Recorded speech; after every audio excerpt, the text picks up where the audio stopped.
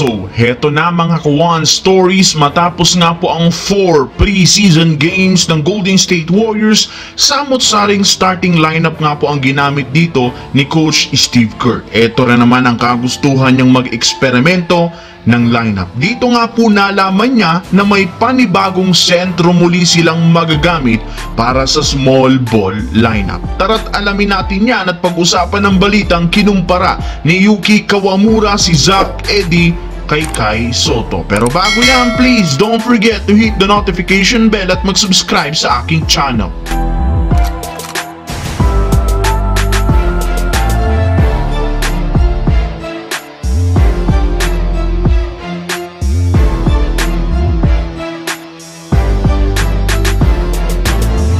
Ang video ng ito ay hatid sa inyo ng 1xBet. Suportahan at manalo sa inyong paboritong kupunan sa NBA, PBA at ngayong Paris Olympics. Maaaring makakuha up to 12,000 cash bonus sa inyong first deposit gamit ang aking promo code. Pag tama ang prediction mo, panalo ka. Pindutin lamang ang link sa comment section at mag-register gamit ang iyong GCash account para makapag-cash in at cash out. Isang paalala, tumaya mga Kawan Stories ng responsable.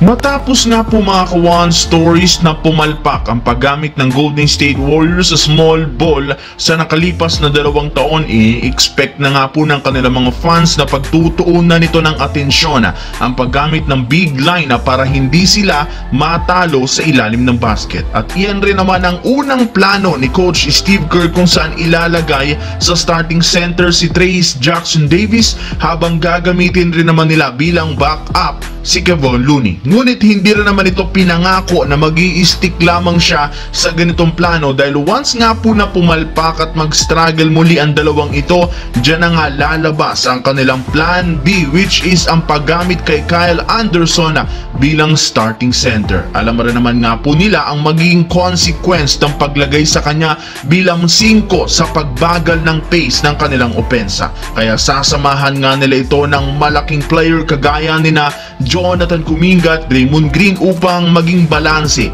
ang lineup. Small ball pa rin ang gusto ngayon ni Coach Steve Kerr, kaya kailangan nga pong masanay dito ang kanilang mga fans. Samantala, minention nga po ng nagdaang araw ni Yuki Kawamura na isa sa mga rason bakit hindi siya nahihirapang makipagsabayan at gumawa ng play para kay Zach Edey dahil nasanay na rin naman siya noon na mayroong isang 7-footer na sentro sa kanyang tabi. Kagaya na lamang ng ating kababayan na si Kai Sotto na siyang naging kakampi nito noon sa Japan B-League. Doon nga gumagawa silang dalawa ng set plays at pick and roll sa laro. And since hindi rin naman po nagkakalayo ang galaw ni Kai Sotto at Zach Edey na parehong 7-footer big man na mahusay sa solidong screen, paggawa ng pick and roll plays at pag-finish sa ilalim, hindi nga po siya naninibago pa sa mga ginagawang play ng Memphis Grizzlies. Ilang beses na rin naman niya itong nagawa noong kasama si Kai, kaya